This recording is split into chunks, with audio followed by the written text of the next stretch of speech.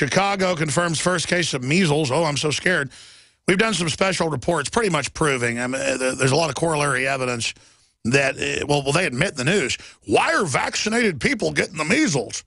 Seems like they get vaccinated and they get the measles. The articles in mainstream news don't say that it did that. It just says, yeah, it's strange there's a measles outbreak because everybody who has the measles recently was vaccinated. I don't know what's going on there. I got the shingles shot. My dad, before he retired out of oral surgery and dentistry last year, he still does some consulting, just said old person after old person, they're the ones that trust the system the most, I guess, would come in and go, yeah, they may have to cut my leg off, David. Dr. Jones, I got shingles, but it's not like shingles I ever had in my life. It's eaten down to the bone. And they'd always say, I don't know why I got a shingles vaccination 2 weeks ago, and then I got the shingles.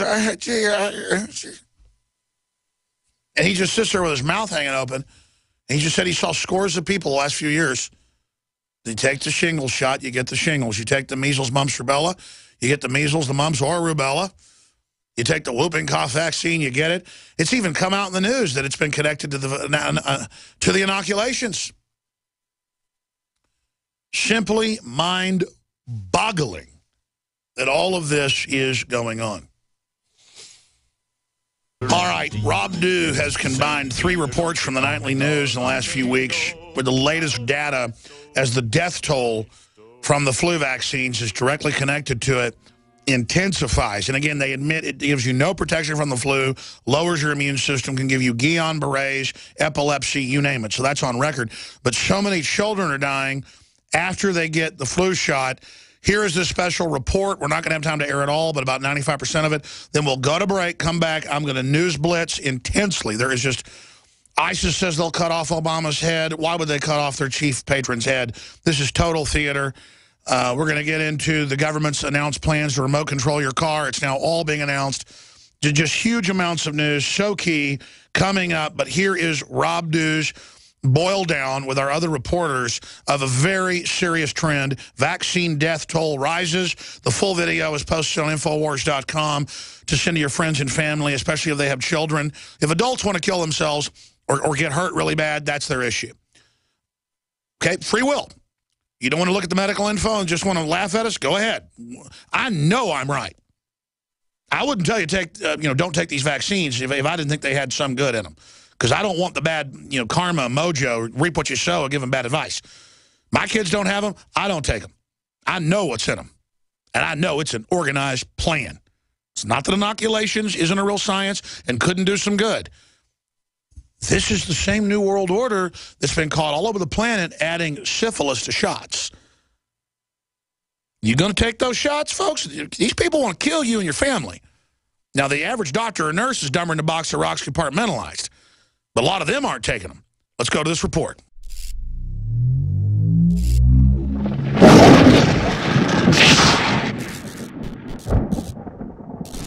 This is Rob Dew reporting for Infowars.com and Infowars Nightly News. And this report is an update on 2 reports that I've filed this month, basically, and the one I actually filed just over the weekend. The first one is about the little girl who died of the flu after taking the flu shot. Well, now there's another little girl that died. In addition to the numerous other cases that are out there, somebody sent me this morning and said, you have to look at this one. Here's the headline from the Daily Mail.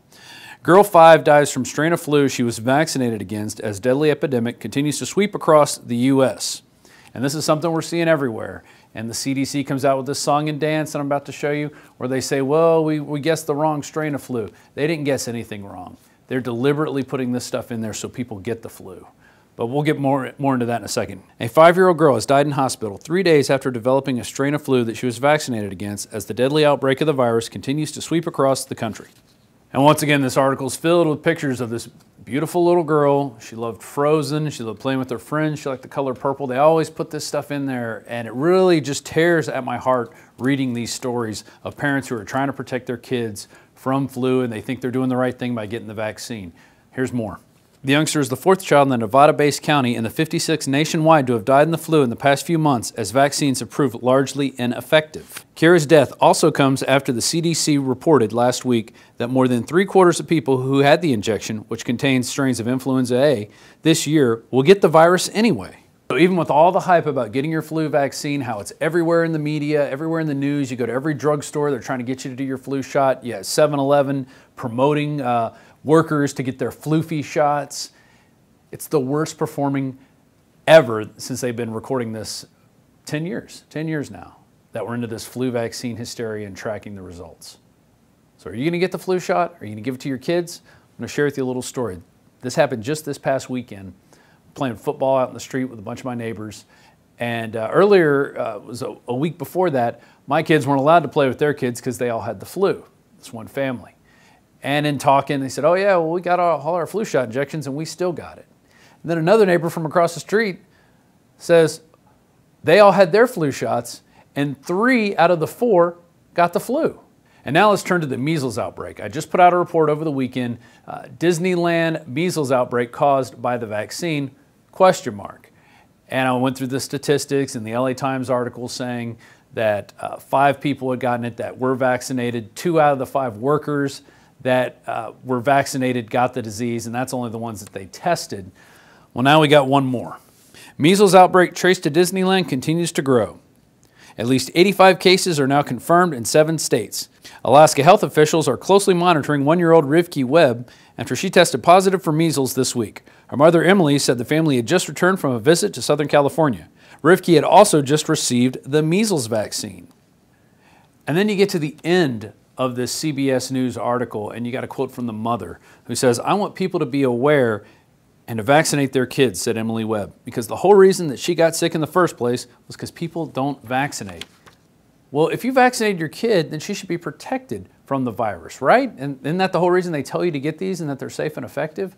Well, then your daughter gets it after she'd been vaccinated. And I read in the insert, in 3 different spots, it says you could get measles or a measles-like rash in the insert as one of the side effects. Yet people still continue to do it because they don't ask for these inserts. It's amazing, totally amazing. But here's Wired magazine. Why did vaccinated people get measles at Disneyland? Blame the unvaccinated. And this is medical arrogance at its finest right here. They claim because people aren't getting the vaccine that they're making the vaccinated people sick, which just defies logic because supposedly if you're vaccinated, you're protected from the disease. But that's not the case, and we find that time and time again. And it's hard to find these, and that's why we really make a big deal out of it when we do see it, when we see people admitted that, hey, they were vaccinated, but they still got the disease. We need to make note of this because they tell you time and time again that you should inject these foreign substances into your bodies and it's going to protect you. We have to keep these people honest because the CDC, that's their job, is to get more people vaccinated. That's the program, because most of these CDC heads are former Big Pharma employees. And this is the whole thing. When I interviewed Dr. Sherry Tenpenny years ago, went up to her office, and she said, you know, Rob, this is what I think it is. I think that the reason they push these vaccines, especially on these young kids, is so they become lifelong customers because they're going to see these other problems crop up. They may not have a serious adverse reaction, but they'll get something like allergies, or they'll get earaches, or they'll get tonsillitis, something that keeps them coming back for more medical care. Over 100 years ago, eugenicist social planners said that they'd use mind-altering drugs to control the population. By 2007, more than 20% of the U.S. population were on some type of prescription antidepressant. But in the case of foster children, a sector where the state has total control, at least 2/3 are forced to take a cocktail made up of, on average, 7 psychotropic drugs. Chairman of the Texas Society of Psychiatric Physicians, Joe Burkett, testified before the State House Select Committee hearing on psychotropic drugs in foster care and shocked the public when he said that 2/3 of foster children in Texas had been placed on psychiatric drugs because they were very, very sick from a bad gene pool. A lot of these kids come from bad gene pools. They don't have stable parents making good decisions. Besides the gene pools, they've then been traumatized by abuse, neglect, and problems, and then they've been traumatized by separation, and all those things predispose to mental illness.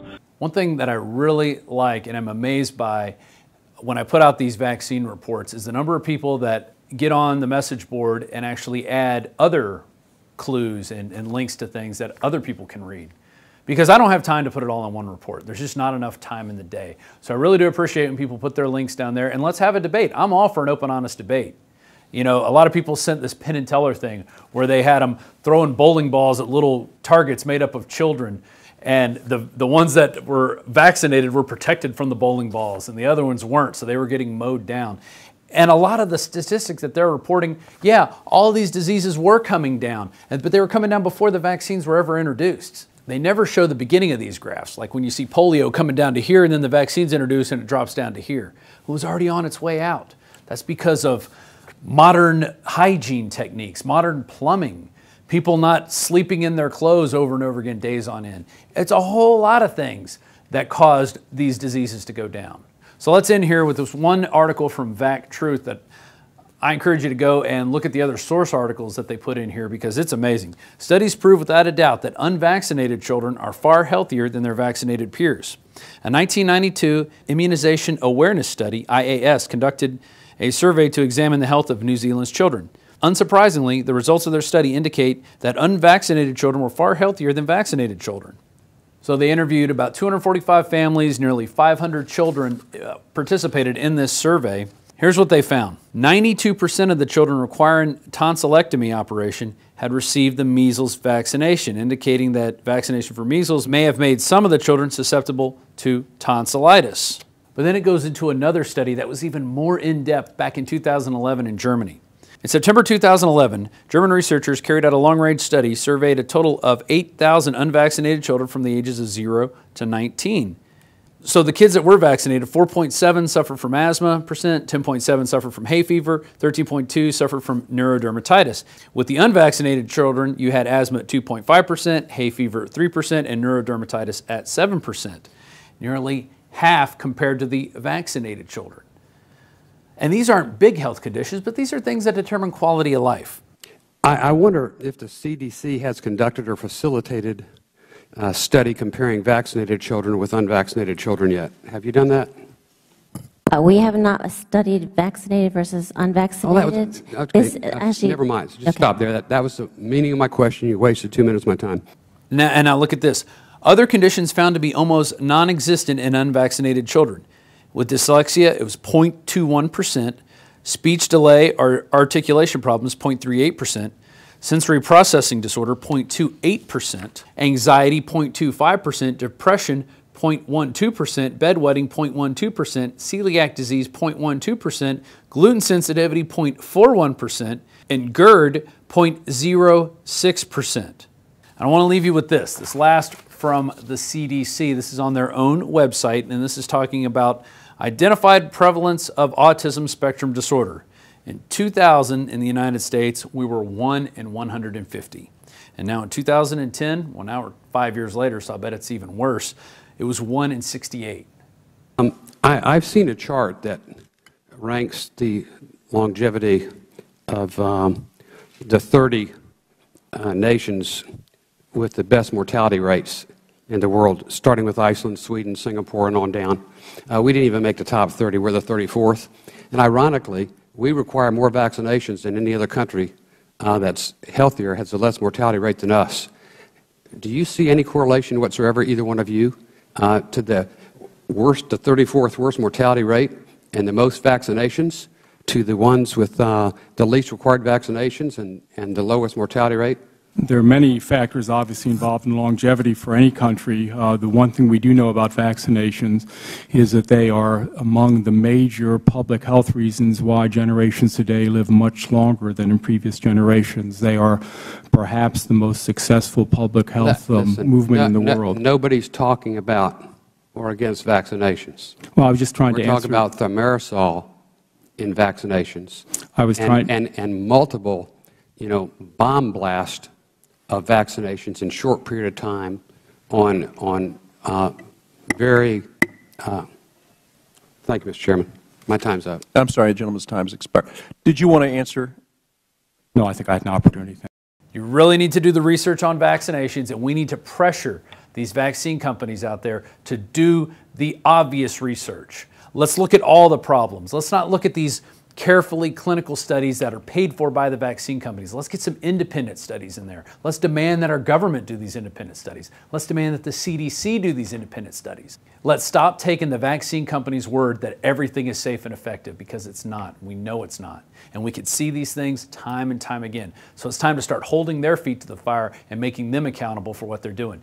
They have blanket immunity now. There's these vaccine courts that pay out the damages, but the vaccine companies never have to admit culpability. It's time to end stuff like this. The globalists have controlled the mainstream media for a long time, but now they're expanding, making the weaponization even more vicious and deceptive. All the major networks are state-run. We are partnering this year with the NFL. The NFL has become a political weapon against the Second Amendment and pushes Obamacare. MSNBC tells us that our children belong to the state. We have to break through our kind of private idea that kids belong to their parents or kids belong to their families, and recognize that kids belong to whole communities. The brainwashing media machine has been turned up on high, and it's time for humanity to double down on the true people's media and strike back against the tyrants that are destroying our civilization with their lies and fraud. We are the resistance. You are the resistance. You are the info war. It is more important than ever to realize that we are not the alternative media. We are the true media. The establishment dinosaur press is dying. We are in an information war, and we are losing that war.